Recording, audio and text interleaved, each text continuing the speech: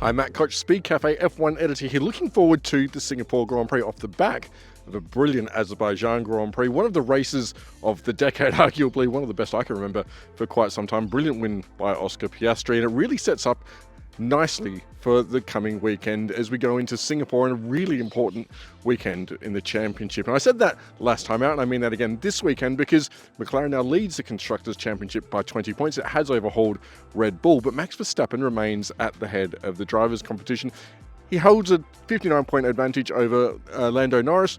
It has eased a little bit, but this weekend is really important because we only have 7 races left. Time is starting to run out for Lando Norris. If he's going to overhaul the Dutchman, he needs more than 8 points a race. That does make it very, very difficult, but it's not impossible. So this weekend is important because if he doesn't make big inroads, the job almost starts to become insurmountable when we get to the US Grand Prix at the Circuit of Americas in a few weeks' time. But looking at Singapore, what do we expect? Red Bull, well, in Baku it was okay, but it wasn't brilliant. Sergio Perez was back on form, and that was fabulous to see.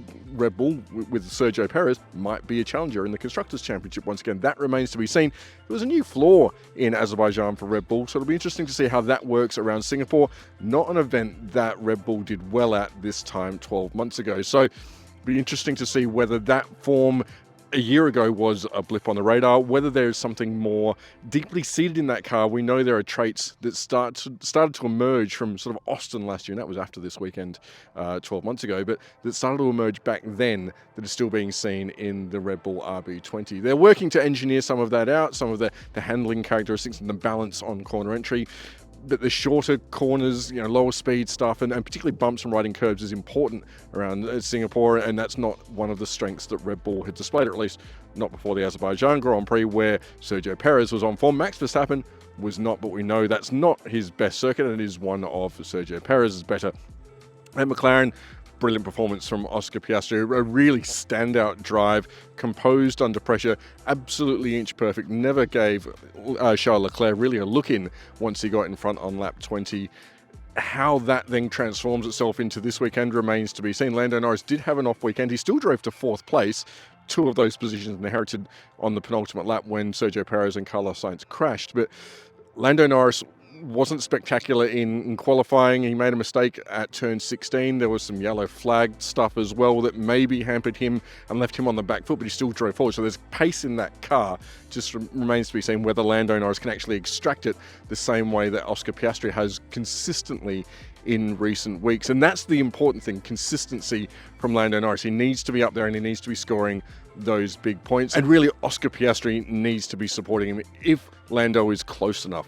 Lando needs to be within touching distance, otherwise there is no point Oscar Piastri slowing down and handing points over to Red Bull or even Ferrari in the Constructors' Championship now, because Ferrari's third, it's only 51 points off the lead, and that's only 31 points off Red Bull, so there's a chance that Red Bull could even slip to third in the Constructors' Championship if it's not careful, because Ferrari does look resurgent. It's expecting another strong weekend in Singapore. Remains to be seen what happens beyond that. Charles Leclerc and Carlos Sainz suggest that Circuit of the Americas and some of these more traditional circuits aren't going to suit the Ferrari quite so much, but that remains to be seen. There's been upgrades there of late. And then Mercedes, another hot weekend. We know that car doesn't do brilliantly in hot conditions. George Russell really inherited the podium position in Azerbaijan, so look for them to contend a little bit, but I'd expect them to probably be the 4th best team. McLaren look the favourites. Second, probably Ferrari, and then third, Red Bull, but that order could very much change depending on how the race unfolds as much as anything else. Elsewhere, really important weekend again for Daniel Ricciardo. He had a solid drive, but it was unspectacular, pretty lonely. The strategies just didn't work for him in Azerbaijan, so interesting to see what happens in Singapore. Still question marks over the floor there. They didn't get the data that they needed really out of Azerbaijan, given that Yuki Tsunoda was an early retirement as well. So lots still to play out. We've also got the unfolding saga of Liam Lawson and where he will end up, and the return of Kevin Magnussen. So lots to look forward to this weekend in Singapore. A little bit earlier again for us this weekend here in Australia. Do check the local guides. It's a 9 o'clock start, I think off the top of my head, for the Eastern Coast. But do check your local guides, and I'll see you from Singapore.